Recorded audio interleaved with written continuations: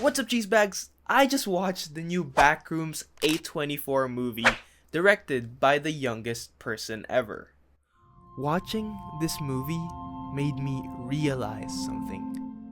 I'm running out of time! My birthday is next month. I'll be 19 then. I should have gotten an A24 deal by now. So I hatched the perfect idea. I will just copy the whole Backrooms movie. But there's a problem. I don't have $10 million, I don't have Chiwetel Ejiofor, and I kinda stink.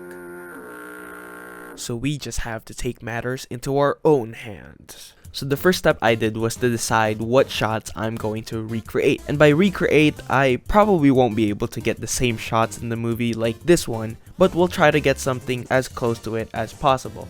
For the backrooms itself, I obviously don't just have a backroom set lying around, so we'll have to make one ourselves.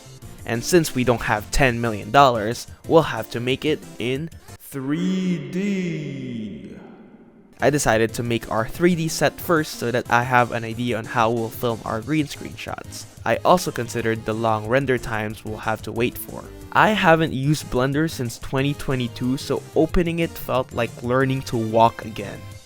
FBX files are fairly universal file types for 3D objects. Eventually, I ran into a couple of issues. Okay, so I've been kind of stuck here for a while now. I have a camera here, over here, and then I have a camera over here, because like this is like the bigger backrooms, and this one is just the Christmas tree scene. What I plan to do is that whenever it's done rendering the other scene, it's just gonna switch to this camera, and then it's gonna render whatever is in this camera. But the thing is, right, I can't do it because, like, look, if I click this, the camera somehow goes over there for some reason. Why does it go over there, right? This is my empty, and my empty is connected to that camera, and supposedly when the empty is moved, the camera also moves with it. But the link is so far. It's really hard to explain. This is like explaining a dog to someone who hasn't seen a dog and then asking them to draw it, you know? But when I was at my lowest, I kept telling myself, Kane Pixels was able to build this in his parents' house with a desktop. When I was happy with my shots, I decided to render it all as I sleep. Tomorrow. I check and it is still rendering. My PC was basically screaming for help. After 7 hours, this is what it rendered. This clip is 7 seconds. I realized that I was basically rendering it in too high quality, making my render time really slow. So I eventually got to fix that. After finally rendering my backgrounds, I started filming scenes. I recreated the therapy scenes in my living room. Look, you don't understand, it's massive. And the backroom scenes in front of a green screen. For the VHS footage, I got an old camcorder and then straight up played my rendered footage on my computer and recorded it. What came out looked pretty sweet. To animate my camera in Blender as if I'm holding a real camera, I used this app called Camtrack AR that lets me record a video and get the tracking data from that video and import it to Blender. Then I basically edited the clips together and tried to match the colors of my green screen shots as close to the backrooms renders. And here is the end product. I found something in my house. What did you find? A place.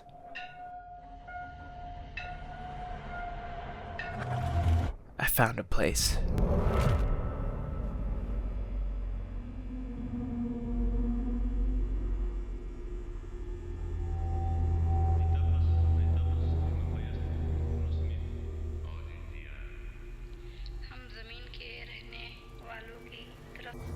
Hello?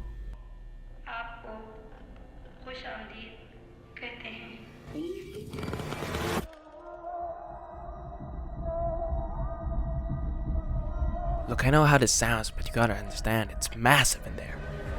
I'm not saying that I don't believe you. Well, I'm gonna go back here. With proof. Alright, you filming? Pull me up, pull me up! All these rooms. This place builds them. It's like a maze, it just goes on and on. Sometimes I'm scared I'll get lost. Clark? Are you there? I don't understand. Why is it so orange? Doom, what are you doing here?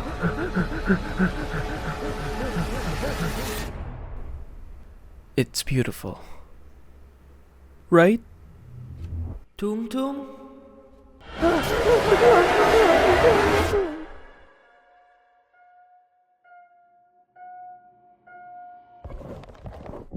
And that is gonna be it for my recreation of the Backrooms trailer. This challenge made me appreciate the overall artistry, not only behind the movie, but also the short films that Kane Parsons made when he was 16. Kane Parsons and directors like Curry Barker and Markiplier are here to tell us that we don't need a big rich studio to back us up in order to start making movies.